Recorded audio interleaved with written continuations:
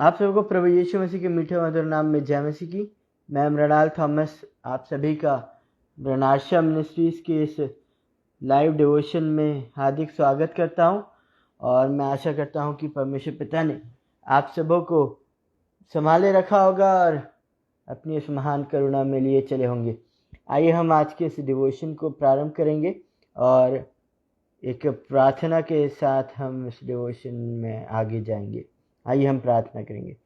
हे दयालु स्वर्गीय पिता, हम आपको लाखों लाख धन्यवाद देते हैं आज के इस दिन के लिए कि आपने हमें जीवितों की भूमि पर रखा, खाक में मिलने न दिया और एक और मौका दिया कि हमें सांझ की बेला में आपकी उस उपस्थिति में आने वाले हो सके। ये परमेश्वर पिता, आज दिन तक आपने हमें संभाले रखा, हमें जीवितों की भूमि पर रखा और खाक में मिलने न दिया और परमेश्वर पिता आपकी महिमा में आप लिए चले, इसलिए हम आपको कोटि कोटि धन्यवाद देते हैं। हे परमेश्वर पिता, तमाम बीमारों के लिए प्रार्थना करते हैं जो इस समय विभिन्न स्थानों में पाए जाते हैं, हॉस्पिटल में, अपने घरों में और उस बीमारी के बिछौने पर पड़े हुए हैं। परमेश्वर पिता, हे परमेश्वर पिता, आपका वचन कहता है कि हर बीमार जो अपनी इस बीमारी की अवस्था में है उस पर आप अपना चंगाकारी हाथ रखते हैं। परमेश्वर पिता, बीमार आपके पास आते थे, हम परमेश्वर पिता हर एक बीमार व्यक्ति को आपकी हुजूरी में लाते हैं, आपके उन चंगाकारी हाथों को उन बीमारों के ऊपर मांगते हैं, उनके जीवनों पर मांगते हैं कि वो जिस भी कठिनाई से गुजर रहे हों वे जल्द से जल्द चंगे होने वाले हो सके और आपकी उस महिमा को देखने वाले हो सके और आपके उस राज्य की बढ़ोतरी में एक जीवित खंबे के रूप में खड़े होने वाले हो सकें। परमेश्वर पिता, आपके राज्य की बढ़ोतरी के लिए भी आगे और आगे बढ़ते रहें और उनके विश्वास की गवाहियों के साथ, उन विश्वास की गवाहियों के कारण बहुतेरे लोग आपकी निकटता में आने वाले हो सके। ये परमेश्वर पिता, तमाम बातों को आपके हाथ में सौंपते हैं। आगे के पूरे डिवोशन को आपके हाथ में सौंपते हैं। परमेश्वर पिता, जो भी वचन आज शेयर किया जाए वह आप ही के द्वारा हो। परमेश्वर पिता, हम तो परमेश्वर पिता सिर्फ मनुष्य हैं, माटी के बनाए हुए। आपने हमारे अंदर सांस फूकी है और वो सांस परमेश्वर पिता जीवनदायक है। तो परमेश्वर पिता, जो भी वचन आज मेरे मुख से निकले वो बहुतेरों को जीवनदायक जल के समान मिलने वाला हो सके, ताकि आपका राज्य दिन प्रतिदिन बढ़ता चला जाए। इस प्रार्थना को आपके प्रिय पुत्र प्रभु यीशु मसीह के नाम से मांग लेते हैं, जैसे सुनिए और ग्रहण कीजिए, आमीन, हालेलुया।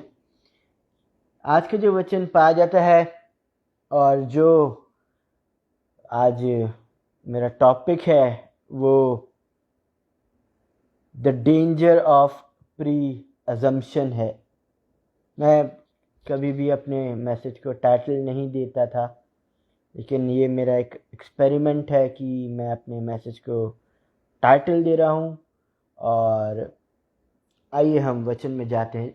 मेरे प्रियो, जैसे कि नीति वचन 3 उसका 5 और 6 हम सबों को बखूबी याद है और हमने बहुतेरी बार इन वचनों को पढ़ा है, जिसमें सुलेमान जो है वो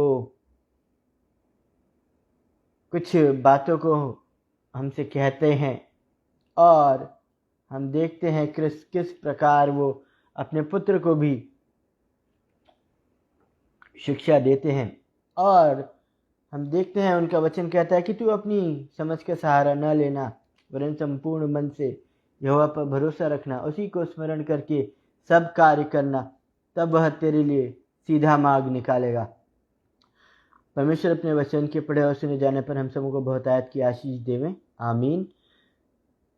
मेरे प्रियो, जब इन वचनों को हम पढ़ते हैं तो सुलेमान भी अपने पुत्र को अपनी समझ का सहारा ना लेने को कहता है और वो संपूर्ण मन से यहोवा पर भरोसा रखने की हिदायत अपने पुत्र को देता है। और आज हम जो जीवित हैं और जीवितों की भूमि पर पाए जाते हैं, हमसे भी आज की शाम परमेश्वर का वचन कुछ कहता है और अगर हम इस प्री अजम्पशन को देखें तो हम देखते हैं कि ये जो प्री अजम्पशन है, ये पूर्वानुमान है, या अपनी समझ का सहारा जिसको हम बोलते हैं, जिसमें हम अपनी उस बुद्धि का इस्तेमाल करते हैं जो लिमिटेड है, हम अपने उस ज्ञान का इस्तेमाल करते हैं जो लिमिटेड है, और कहीं ना कहीं हम देखते हैं कि ये बहुत ही छोटी सी चीज़ है, हमारी समझ, हमारी सोच, हमारा ज्ञान। और लेकिन हम देखते हैं कि जब जो ये छोटी सी चीज़ है, ये हमारी जो आत्मिक यात्रा है उसमें बहुत ही सामर्थ्य रूप से कार्य करती है, और इस प्रकार से कार्य करती है कि हमें परमेश्वर की उपस्थिति से, परमेश्वर की उस अनुग्रह से कहीं ना कहीं हमें दूर ले जाती है। और जब हम अपनी समझ का सहारा लेते हैं तो वो न केवल हमारे लिए हानिकारक है, बल्कि हमारे उस रिश्ते के लिए भी हानिकारक है जो हमारा परमेश्वर के साथ है, और जिस अनुग्रह के कारण परमेश्वर ने अपने पुत्र को हमारे लिए भेजा। और जब हम इस पूर्व अनुमान को देखते हैं तो ये हमें दो बातों के लिए हमें एक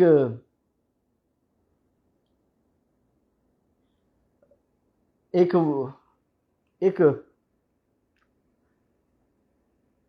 एक वो एक कार्य, एक क्रिया जिसमें हम जो बिना सफिशिएंट एविडेंस के और प्रॉपर कंसिडरेशन के अपने जीवन में आगे बढ़ते हैं। भले ये हमें एक बहुत ही छोटी सी बात लगती है, लेकिन ये हमारे जीवन में कुछ सिग्निफिकेंट कॉन्सिक्वेंसेस को भी लेकर आती है।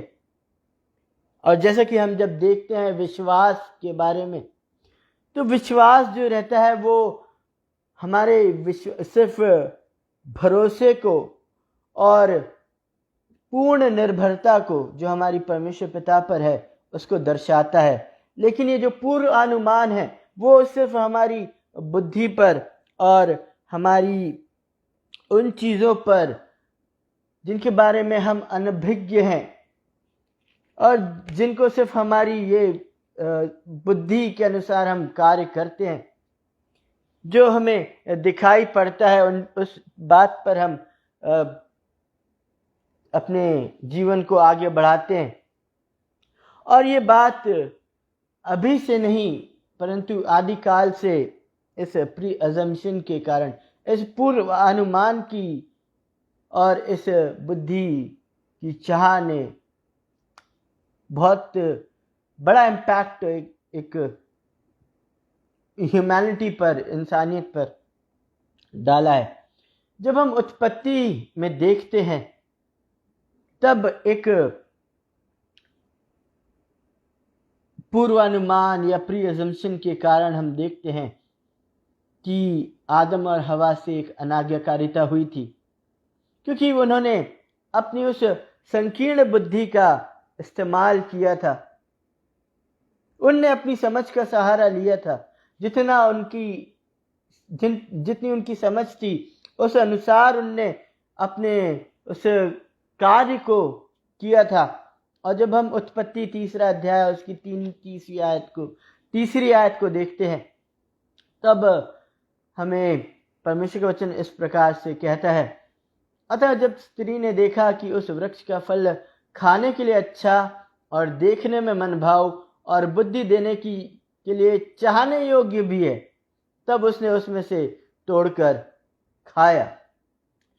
लेकिन हम ये सिर्फ हिंदी ट्रांसलेशन देखते हैं, लेकिन जब हम इंग्लिश ट्रांसलेशन देखते हैं तो हमें परमेश्वर का वचन कहता है, When the woman saw that the fruit of the tree was good for food and pleasing to the eye and also desirable for gaining wisdom, आज हर इंसान ज्ञान को प्राप्त करना चाहता है। कई लोग भविष्य के ज्ञान को प्राप्त करना चाहते हैं और वो भिन्न भिन्न चीजों में अपने आप को लिप्त कर लेते हैं। कहीं कोई किसी को हाथ दिखाता है, कोई किसी को कुंडली दिखाता है। हर एक इंसान अपने भविष्य के बारे में जानने की कोशिश करता है कि अगले पल हमारे साथ क्या होगा और अगले ही पल आगे के जीवन में हमारी जिंदगी कैसे बीतेगी। और कुछ छोटी छोटी बातों को, जिन्हें हम प्री अजम्पशन भी कह सकते हैं, उस चीज में हम फंस जाते हैं, क्योंकि वो भी हमारी उस भूख को मिटाने के लिए, उस ज्ञान को प्राप्त करने के लिए भविष्य का, वो हमें उत्तम लगती है, वो अच्छी लगती है और हम उसमें से खाने की कोशिश करते हैं। जो चीज परमेश्वर ने, जिस चीज के लिए मना किया था आदम को कि तू इस वृक्ष के फल को मत खाना, हम देखते हैं इस प्री अजम्पशन के कारण, इस प्री अजम्पशन के ही कारण, उस कम बुद्धि के कारण, अपनी उस चाह के कारण, अपनी उस भूख के कारण हवा उस फल को खाती है। और जब हम इंग्लिश ट्रांसलेशन देखते हैं तो वो बताता है she took some, उसने कुछ फल लिए उस भले और बुरे के ज्ञान के वृक्ष के फल को, और उसने कुछ फल लिए, कुछ फल लिए। उसने सिर्फ एक फल नहीं लिया था। जब हम थोड़ा सा और इसको गहन अध्ययन करते हैं तो हमें पता चलता है कि उसने कुछ फल लिए थे और उन फलों को उसने खुद खाया था, और जब उसने खा लिया तब उसने अपने पति को भी दे दिया और उसने भी उसमें से कुछ फलों को खाया। और बाइबल हमें बताती है कि परमेश्वर पिता ने अदन की वाटिका में उस भले और बुरे के ज्ञान के वृक्ष के पेड़ को लगाया था। परमेश्वर ने बीज नहीं रोपा था, परमेश्वर ने डायरेक्ट पेड़ को लगाया था। और जब हम इन बातों को देखते हैं कि जिस भूख के कारण हवा ने और आदम ने उस वृक्ष के फल को खाया था, उन वृक्ष के फलों को खाया था, उनको वो अच्छा लगा और वो बार बार उसको खाने लगे। लेकिन मेरे प्रियो, उनको बहकाने वाला शैतान, वो सर्प जो परमेश्वर की नजदीकी में रहता था, जो परमेश्वर की उपस्थिति को जिसने बहुतायत के रूप से देखा था, वो उनके दिमागों को मैनिपुलेट करता है। और हम देखते हैं पांचवी आयत में, तो वो खुद ही एक स्टेटमेंट देता है और वो उस स्टेटमेंट का प्रारंभ करता है, फॉर गॉड नोज। उसको भी पता था कि परमेश्वर जानता है। उसने उस वचन को तोड़ मरोड़ कर हवा के सामने प्रस्तुत किया कि परमेश्वर जानता है कि जब तुम इस फल को खाओगे तब तुम्हारी आंखें खुल जाएंगी और तुम भले और बुरे के उस भेद को जान पाओगे और तुम परमेश्वर के तुल्य हो जाओगे। यही भूल हम में से हर एक इंसान आज अपनी जिंदगी में करता है। हर एक इंसान अपने भविष्य के लिए परेशान है कि आगे क्या होगा हमारी जिंदगी में, आगे क्या है, क्या अच्छा है हमारे लिए, क्या बुरा है। हम परमेश्वर पर भरोसा रखने के बजाय हम उस संक्षिप्त ज्ञान को, उस कॉन्ट्राइट नॉलेज को हम ज़्यादा महत्व देते हैं और हम अपने उस अजम्पशन के कारण, अपनी उस बुद्धि के का इस्तेमाल करने के कारण, अपनी उस सीमित समझ का इस्तेमाल करने के कारण हम परमेश्वर से दूर हो जाते हैं। यहाँ उन लोगों ने भले और बुरे के ज्ञान को, उनकी क्रेविंग ने उन्हें परमेश्वर की उस योजना से अलग कर दिया। उन्हें अपनी योजना प्रिय लगी और उन्होंने उस वृक्ष के फल को खा लिया और वे अच्छे और बुरे के बीच में फंस कर रह गए। और जब हम देखते हैं, जब हम आगे बढ़ते हैं, तो नए नियम में भी एक ऐसा इंसिडेंट हमें मिलता है जो हमें लूका रचित सुसमाचार उसके 15वें अध्याय और उसकी 7वीं आयत से लेकर 24वीं आयत तक हमें मिलता है। यहाँ पर हमें उड़ाऊ पुत्र का एक दृष्टांत मिलता है। यहाँ पर भी हम देखते हैं कि जो वो पुत्र रहता है, जब वो सब चीज़ें गवा बैठता है, वो बहुत ही खराब जिंदगी जीता है, मट्टी में रहता है, सूअरों का खाना खाता है, सूअरों के बीच में रहता है। तो हम देखते हैं कि जब सब कुछ उसका ख़त्म हो जाता है, वो आपे में आता है, तो वो अपने सेंसेस में आकर अपनी उस संकीर्ण बुद्धि का इस्तेमाल कर कर सोचता है और वो एक स्टेटमेंट देता है। वो बोलता है, जब वह अपने आपे में आया तब वह कहने लगा, मेरे पिता के कितने ही मजदूरों को भोजन से अधिक रोटी मिलती है और मैं यहाँ भूखा मर रहा हूँ। मैं अब उठकर अपने पिता के पास जाऊंगा और अब उससे कहूंगा कि पिताजी, मैंने स्वर्ग के विरोध में और तेरी दृष्टि में पाप किया है। अब इस योग्य नहीं रहा कि तेरा पुत्र कहलाऊं। मुझे अपने एक मजदूर के समान रख ले। यह वो भी अपने उस प्री एजम्पशन को महत्व देता है।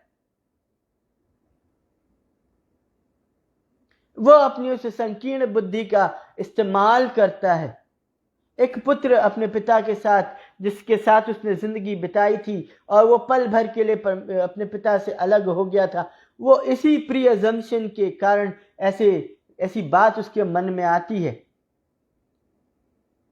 लेकिन वो उस प्री एजम्पशन को लेकर अपने पिता के पास जाता है, लेकिन जैसा वो सोचता है, वो पिता अपने उस योजना को उसके सामने रखता है।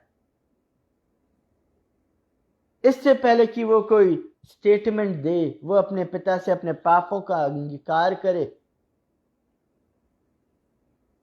पिता उसको देखता है, उसके पास दौड़ के आता है, उसे चूमता है, उसे गले लगाता है, उसे रिन्यू करता है। जैसा वो रहता है, जिस हाल में रहता है, पिता उसको नया कर देता है। वो उसको उस पुराने हाल में नहीं छोड़ता।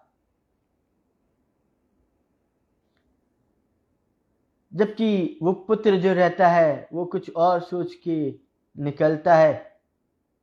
उसे पिता की योजना पता नहीं थी, उसने सिर्फ अपनी बुद्धि का इस्तेमाल किया था। वो प्री अजम्पशियस स्टेट में था। लेकिन जब वो अपने पिता के पास आता है और वो बहुत दूर ही रहता है, पिता उसे देख लेता है। उसे सोचा भी नहीं होगा कि पिता उसका इंतजार कर रहा है। लेकिन हम देखते हैं कि पिता उसके साथ कैसा बर्ताव करता है। और जब हम अपने जीवनों में भी देखते हैं। तो बाइबल हमें बताती है, रोमियो की पत्री उसका 12वां अध्याय और उसकी दूसरी आयत, यहाँ पर बाइबल हमें और परमेश्वर का वचन प्रेरित पौलुस के द्वारा हमें सिखाता है, हमें आज की शाम चेताता है कि जो हम अनुग्रह के कारण जो मसीह यीशु के द्वारा हमें मिला है, हम उस अनुग्रह में आगे और आगे बढ़ते चले जाएं। और प्रेरित पौलुस रोमियो की कलीसिया को अपनी पत्री में लिखता है, 12वां अध्याय उसकी दूसरी आयत में, इस संसार के सदृश न बनो, परंतु तुम्हारे मन के नए हो जाने से तुम्हारा चाल चलन भी बदलता जाए। जब मसीह यीशु के द्वारा हम नया जीवन प्राप्त कर चुके हैं, जब उसके बलिदान के द्वारा जब हम पिता की नजदीकी में पहुंच चुके हैं, तो प्रेरित पौलुस हमें उत्साहित करता है कि इसके साथ ही साथ हमारा चाल चलन भी बदलता जाए। हम संसार के सदृश ना बने, जो आज भविष्य की चिंता में लिप्त है, जो इस बात के लिए परेशान होता है कि कल हमारे जीवन में क्या होगा। क्या कोई एस्ट्रोलॉजर हमें बता देगा? क्या एक पामिस्ट हमें कुछ बता देगा हमारे भविष्य के बारे में? कितना बता देगा?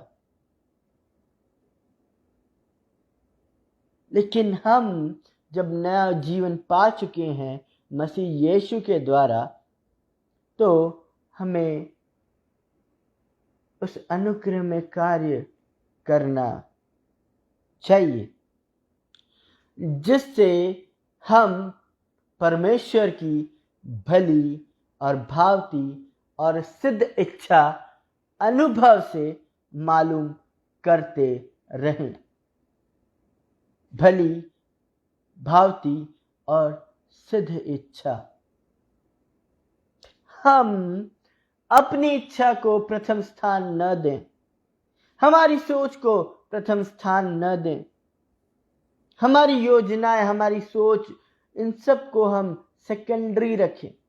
लेकिन जब हम मसीह यीशु में नए हो गए हैं, हमारा चाल धीरे धीरे बदलता जाए, हम पुराने कार्यों में लिप्त न रहें और इस प्रकार अग्रसर हों, अनुभव से, एक्सपीरियंस से हम परमेश्वर को जाने कि हम उसकी भली और भावती और सिद्ध इच्छा को जानने पाए। Then you will be able to test and approve when, जब हमारा परमेश्वर के साथ रिश्ता होगा, जब हम परमेश्वर के साथ अपने समय को बिताएंगे, दूसरी चीजों में हम अपने उस समय को व्यतीत नहीं करेंगे, लेकिन जब हम परमेश्वर के साथ दिन प्रतिदिन बढ़ते जाएंगे उस रिश्ते में, जहां हम अपनी सोच को किनारे करके, हमारे उस प्री अजम्पशन को किनारे रख के, परे रख के, जब हम परमेश्वर को अनुभव से जानने की कोशिश करेंगे, जब हम उसके साथ समय व्यतीत करेंगे, तब हमें परमेश्वर की भली और भावती और सिद्ध इच्छा मालूम पड़ेगी। और जब हम रोमियो की किताब और उसी के 5वें अध्याय को जब हम देखते हैं, और जब हम 5वें अध्याय की 15वीं